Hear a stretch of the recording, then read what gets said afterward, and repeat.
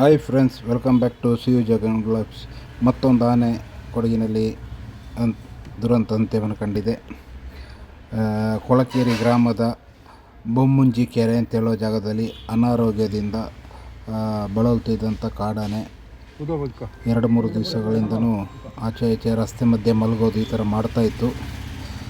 ಇಂದು ಒಂದು ತೊರೆಯ ಸಮೀಪ ಬಂದು ಒಂದು ಪಾಳುಬಿಟ್ಟ ಗದ್ದೆಯಲ್ಲಿದ್ದು ಅಲ್ಲೇ ಅದರ ಸಮೀಪವಿದ್ದಂಥ ಕೈ ತೋಡುವಿಗೆ ಬಿದ್ದು ಜೀವವನ್ನು ಕಳ್ಕೊಂಡಿದೆ.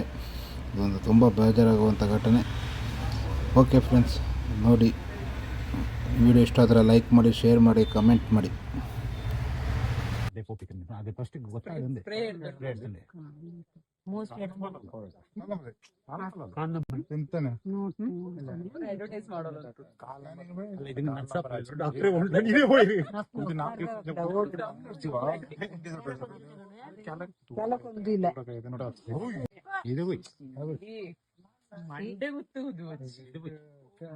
ಯಾರು ವಿಡಿಯೋ ಮಾಡಿ